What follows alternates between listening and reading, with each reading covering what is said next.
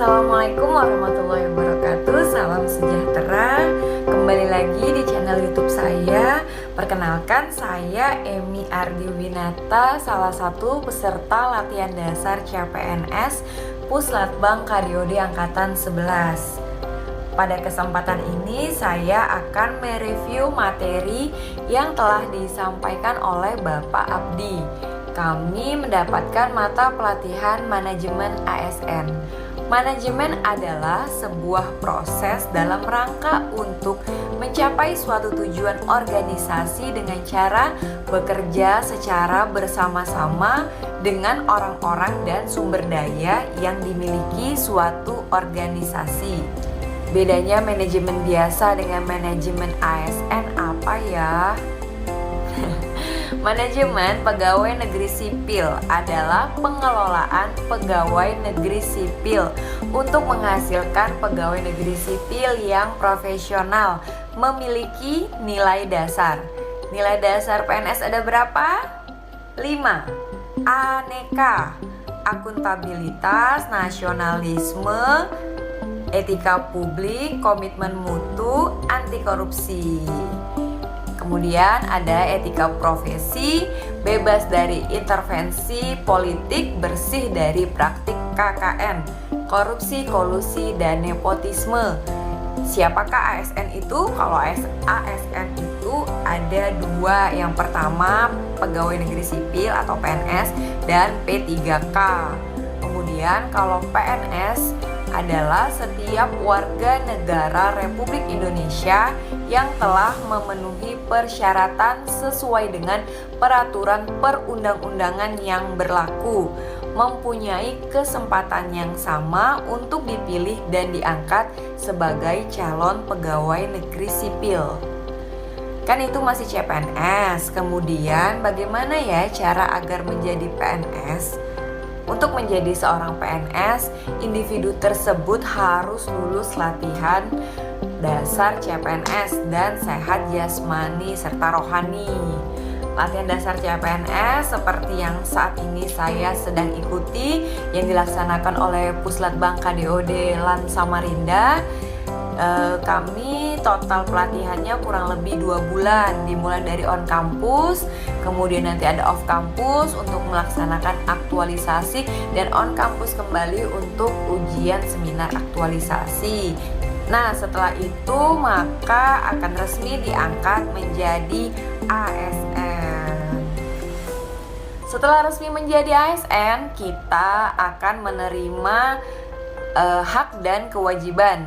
Oke, ngomong-ngomong soal hak pasti juga banyak. Hak seorang PNS adalah berdasarkan pasal 92 Undang-Undang Dasar ASN, pemerintah wajib memberikan perlindungan berupa yang pertama jaminan kesehatan, yang kedua jaminan kecelakaan kerja, yang ketiga jaminan kematian, dan yang keempat bantuan hukum. PNS berhak memperoleh gaji, tunjangan, fasilitas, cuti, jaminan pensiun, jaminan hari tua, perlindungan, dan pengembangan kompetensi.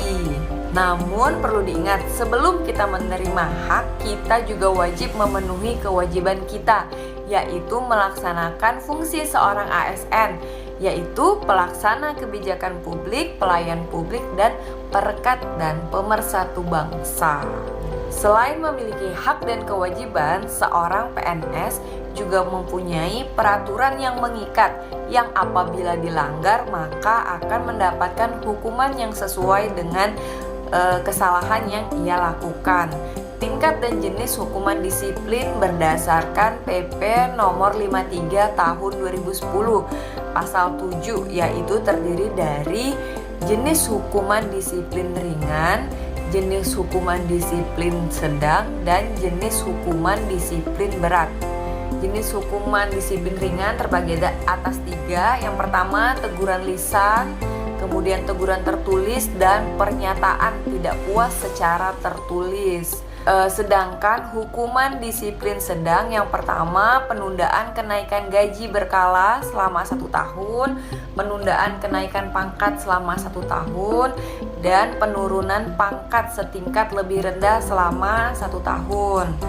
Sedangkan hukuman disiplin berat, penurunan pangkat setingkat lebih rendah selama 3 tahun, pemindahan dalam rangka penurunan jabatan setingkat lebih rendah, pembebasan dari jabatan, pemberhentian dengan hormat, tidak atas permintaan sendiri sebagai PNS, dan yang terakhir, pemberhentian tidak dengan hormat sebagai PNS. Apa sajakah itu? Ya, kalau kita melakukan suatu kegiatan yang memang melanggar aturan dan norma yang sudah mengatur bagaimana seharusnya seorang PNS itu bersikap dalam bekerja maupun bermasyarakat. Oke, dalam pelatihan kemarin kami juga dibagi kelompok untuk membahas tentang peraturan pemerintah nomor 11 tahun 2017 yang mengatur tentang ASN dan perubahannya peraturan pemerintah nomor 17 tahun 2020.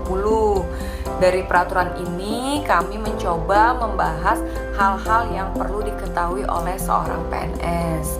Teman-teman boleh membaca peraturan pemerintah nomor 11 ya, tahun 2017 dan perubahannya pada nomor 17 tahun 2020. Karena di sana banyak sekali peraturan-peraturan yang memang harus diketahui oleh ASN. Oke, rencana aksi saya dalam manajemen ASN ini yang pertama adalah tentu saya akan berusaha untuk melakukan pekerjaan-pekerjaan dengan sebaik mungkin. Seperti yang tadi saya ungkapkan, sebelum kita meminta hak, sebaiknya kita sudah melaksanakan kewajiban kita dengan sebaik-baiknya. Oke, sekian yang bisa saya sampaikan. Terima kasih telah menonton video ini. Wassalamualaikum warahmatullahi wabarakatuh. Semangat membangun negeri.